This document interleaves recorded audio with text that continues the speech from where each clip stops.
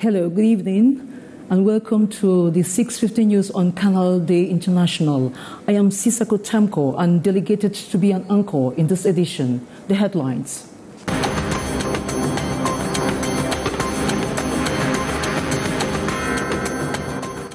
Cameroonian women nationwide celebrate the 39th edition of the International Women's Day under the theme, Invest in Women, Accelerate Progress. Littoral Governor calls on the community to invest in women so that they can be empowered and promoted. Celebrations marking the 39th edition of the International Women's Day went hitch-free in the restive regions in spite of threats for boycott.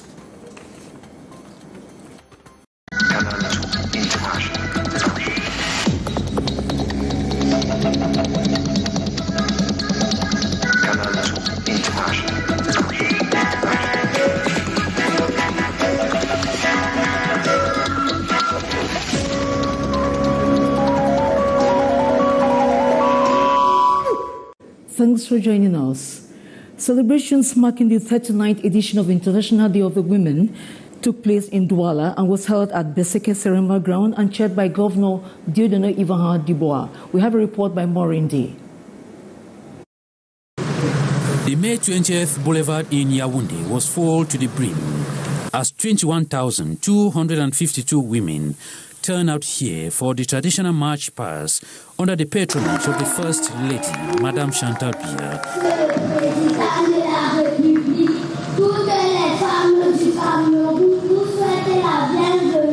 Flanked by the Minister of Women Empowerment and the Family, Marie-Thérèse Abena Ondwa.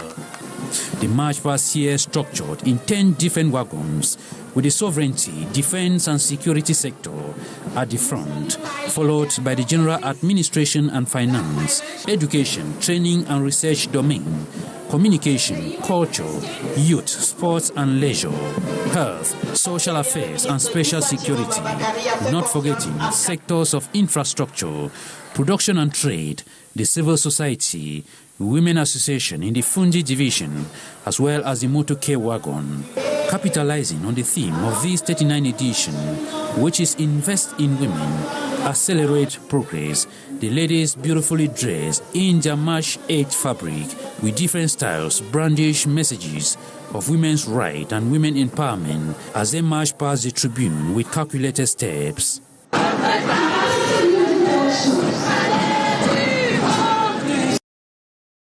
Yes, that was rather high-sound cheer with celebration in the nation's capital, which culminated at the 20 May Boulevard and chaired by First Lady Chantal Biya.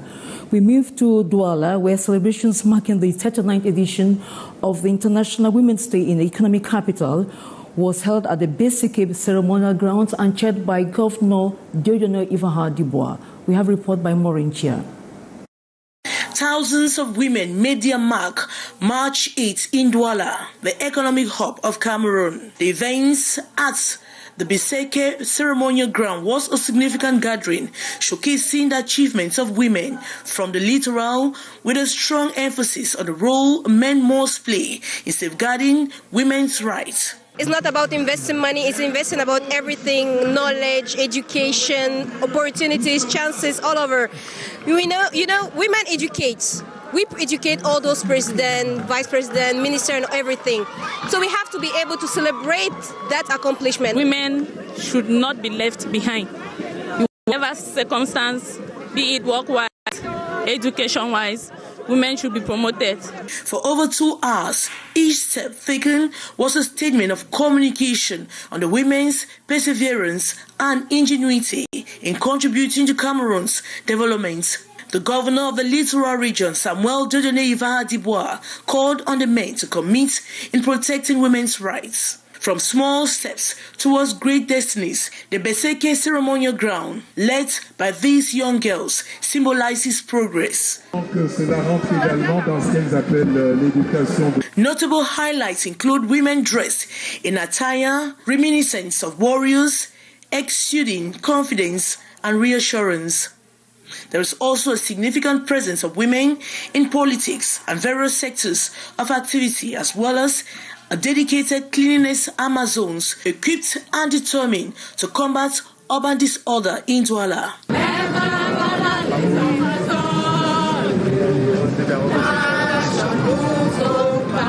These performances were cheered on from the stands by men whose involvement in the fight for women's rights is applauded. The 39th edition of International Women's Day, celebrated in Douala, was marked by intense heat, yet it fostered a familial, friendly atmosphere imbued with solidarity among women from the Wuri division. At the end of the ceremony, the governor called on the women folks and encouraged them and also asked the entire community to invest in women. We have an excerpt of the governor of the Littoral region. The theme of investing in women is to accelerate the process, to accelerate the progress of the women. This theme is coming to show us that nowadays there's no way for us to see that the government is giving way to make every woman to feel that she is able to do something as men. So we are just appealing our women, our sisters, our aunts, and so on, to be aware of all the development that we have today. We have the technological progress that is helping them to be fit and to even tackle some problems that men used to face. So we are proud of this day, and we are going to make efforts to make them grow. A lady said that there is no governor who is a lady, but I can say that be sure that that time is coming. The female folks in the Northwest region were not left out of the show. They turned out massively at the Commercial Avenue, presided over by Governor Adolphe Lele-Lafrique. We have a report by Anye Collins from Bamenda. Following the bomb attack in Cambe in February and the Bamenda market fire disaster still in February, women were seriously affected. As a result, the governor of the Northwest region says government is seeing into the plight of women by awaiting the results of the evaluation of the damage at the Bamenda main market for compensation. The regional chief executive has spoken in Bamenda this Friday, March 8th, while chairing Women's Day commemorative activities. I would like to reassure what I've said to the traders that day, that head of trade on the first day and on the Sunday that they signed, and we order immediately the census of the victim to be carried out by the SOCIETE of Mezan, and to the city of Bamenda to study the new market for Bamenda, the market of the future. And those studies are going on. By next week they will be completed, including the census of the victim, and the head of state is waiting to receive that file. To the woman on the streets, life is not easy. It's only this crisis that is disturbing us. And then the prices in the market. For the marital issue, some of the women are facing difficulties. Yes. So we try to beg for the government or the other women to intervene the other side. Pressing for more rights, the spokesperson for the female folk called for more legislation in customary matters. On the traditional aspects, we urge you, our husbands, to include women in the traditional setup. To my little experience within Bamenda 1, 2, and 3, there is no female patronage, talents of substitutes. We thank the government and all its partners for leading the journey to gender equality through different activities. Though there were less threats from separatists this year on Women's Day, defense and security forces did not leave anything to chance as they paraded the ghost town streets of the chief town, Bamenda, in the Northwest region. This is a cry of every person who hates to see the tears of another. While most women celebrate this day, some are totally indifferent. They believe authorities should lay more emphasis on the struggles women face every day than giving a particular day to celebrate. Christian Aris sampled their opinion in this Vox Pop. 8th March is not the day of festivity. It's a day of reclamation. For some women, International Women's Day represents a reminder of their daily struggles and challenges rather than a single day of recognition. On ne peut pas être dans les ennuis, dans les problèmes tout le temps et on est là, on fait. What is there to enjoy? Every day we are suffering. Things are very expensive at the market. We struggle every day as a woman. So I see no need to celebrate. See, when everything will come as normal, then we will think on the 8th March. On va revoir l'histoire des fêtes des femmes. Je ne suis pas par rapport à cette fête. Voilà, ça n'attire déjà même pas mon attention. Voilà, donc je ne suis pas dans l'affaire, quoi. They express concerns about the exclusionary nature of International Women's Day. They believe the day often fails to acknowledge the experience of marginalized women. For us this year and for the past years, we've not been able to really celebrate. We want to reflect on the history of the Women's Day and see what we have done and what we have not done. So that is why this year we think that they will celebrate it in Cameroon, or they will remember it in Cameroon in black. The theme for the 39th edition of the International Women's Day is Invest in Women, Accelerate Progress. This theme reinforces the idea that Women's Day is not merely a celebration, but also a reminder of the ongoing struggle for gender equality and the urgent need to advocate for women's rights in the society. In Cameroon, widows face a gnawing reality marked by maltreatment and discrimination, often stripped of their rightful inheritance and subjected to forced eviction from their marital homes. Efforts to protect widows' rights have been enshrined in law. But are these widows aware of the laws that protect them?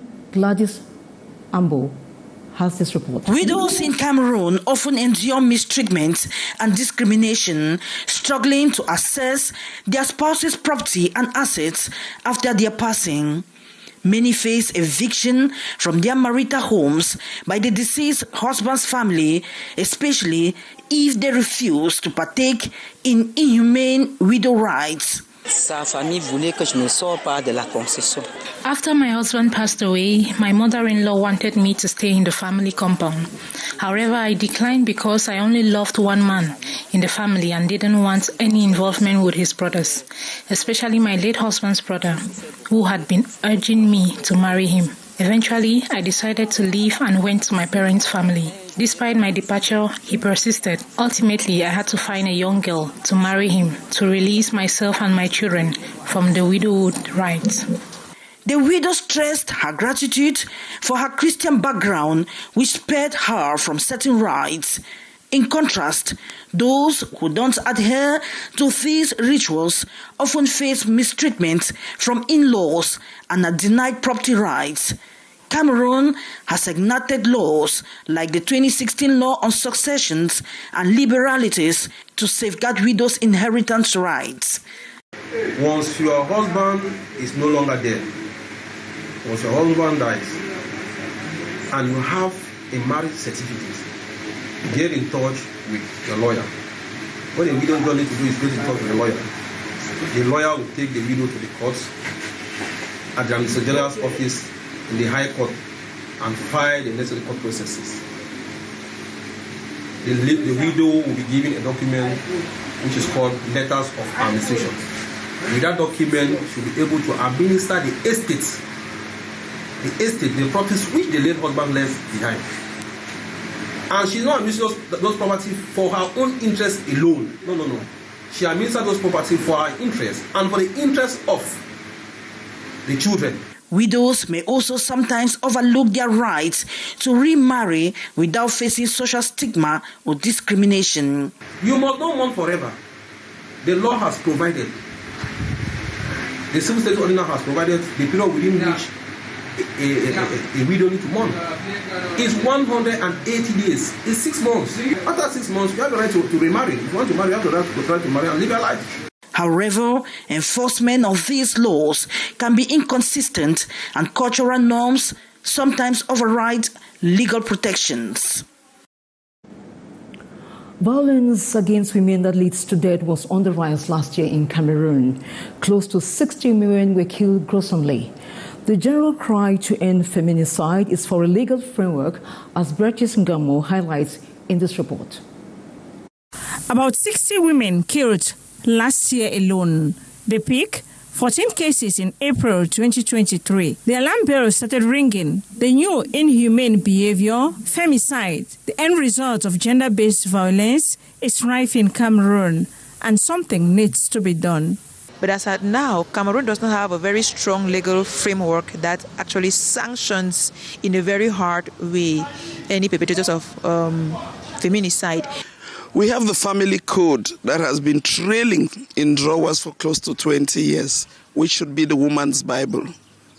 Yes, GBV in general should be penalized. We are basing our work on what government started many years back so that we can contextualize it and have a specific law. Make sure that those who perpetrate violence are sanctioned according to that law. Feminists believed it is possible to eradicate gender-based violence and femicide in Cameroon by changing the narrative of the people being sensitized.